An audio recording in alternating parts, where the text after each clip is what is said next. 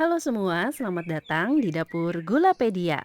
Beberapa waktu belakangan banyak banget teman-teman yang request untuk dibuatkan cake dengan rasa keju.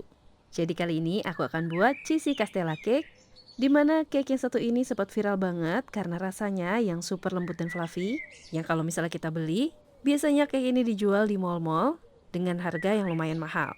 Jadi bagi teman-teman yang kepengen puas makannya, saranku buat aja di rumah karena cara buatnya gampang banget. Tentunya dengan hasil yang gak kalah enak. Jadi cus kita buat. Step pertama, kita campurkan susu cair sebanyak 65 gram dengan 33 gram minyak sayur. Untuk minyak sayurnya, teman-teman bisa menggunakan minyak nabati apapun. Yang penting gak berbau ya. Aku sendiri menggunakan minyak canola. Setelah itu tambahkan 65 gram tepung terigu protein rendah, lalu aduk rata semuanya. Di sini pakai tepung terigu protein rendah agar hasil kuenya lebih fluffy dan ringan. Nah, setelah tercampur rata seperti ini, masukkan kuning telur. Di sini kita pakai 4 butir telur, pisahkan kuning dan putihnya, dan kuningnya ini dimasukkan ke dalam adonan yang sudah kita buat tadi. Oh ya, pastikan ketika memisahkan, pastikan jangan ada bagian kuning telur yang terbawa di bagian putih telurnya, agar nanti bagian putih telurnya dapat mengembang dengan baik dan kokoh. Setelah itu tambahkan sedikit garam dan vanila. Usahakan gunakan esen, ekstrak ataupun pasta vanila yang bagus agar dapat menutupi amisnya telur. Pastikan teman-teman juga menggunakan telur yang fresh agar tidak berbau amis dan dapat mengembang dengan baik telurnya.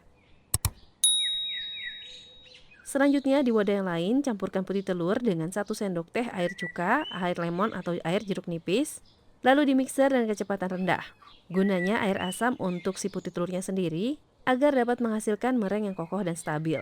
Nah, setelah putih telurnya berbusa banyak kayak gini, baru kita masukkan gula, di mana gulanya akan aku masukkan menjadi 3 tahap.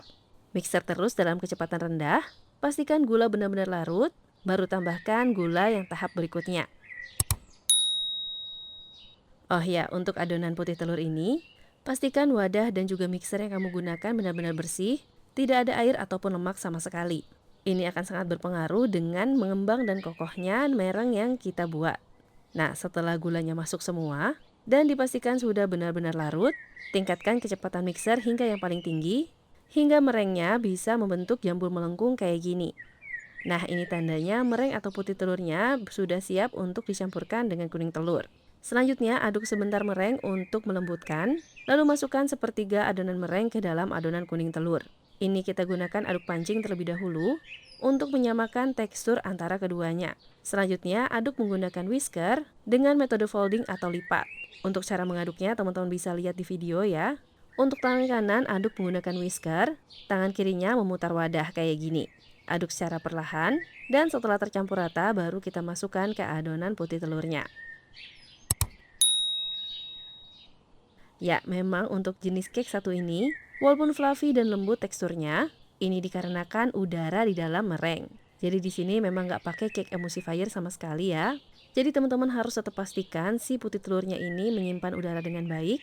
Jadi cara mengaduknya sendiri ada teknik khusus seperti ini.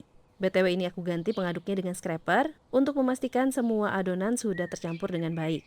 Jadi adonan ini sendiri tidak boleh terlalu banyak diaduk, tapi pastikan semua sudah tercampur rata. Kalau terlalu banyak diaduk, adonan akan cair. Itu tanda kalau udara dalam adonan banyak yang keluar. Nah, untuk tekstur yang benar adalah tekstur yang kayak gini ya teman-teman.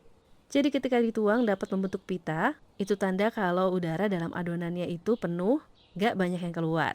Oh ya, tadi aku masukkan setengah adonan dulu, lalu susun keju slice di tengahnya kayak gini. Setelah itu tumpuk lagi dengan sisa adonan, lalu loyangnya bisa kita hentak-hentakan sedikit kayak gini, untuk mengeluarkan gelembung udara yang terperangkap dalam adonan. Jadi nanti pori-pori adonannya bakal halus. Setelah itu, adonan bisa kita panggang dengan teknik Aubain Marie, suhunya 150-160 derajat Celcius selama sekitar 60 menit. Oh ya, karena di sini aku kehabisan aluminium foil, jadi aku memanggang teknik Aubain Marie-nya tanpa merendam loyangnya. Teman-teman bisa lihat ya, di bawahnya ini ada air, di mana loyangnya aku sanggah dengan tray jari.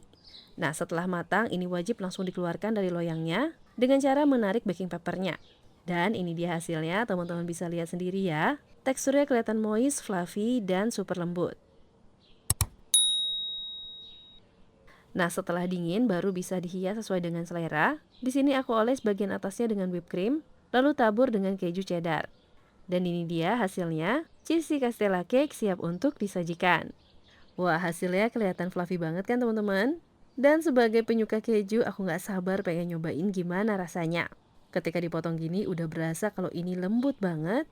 Dan untuk pori-porinya sendiri kelihatan cantik ya teman-teman. Walaupun cake satu ini cara panggangnya nggak langsung direndam dalam air. Beneran deh, ini enak banget. Manis gurihnya pas, teksturnya lembut, dan pas masuk ke mulut gak seret sama sekali, malah lumer banget di mulut. Pokoknya kamu wajib cobain di rumah. Beneran deh, bakal auto ketagihan. Terima kasih telah menonton, semoga bermanfaat.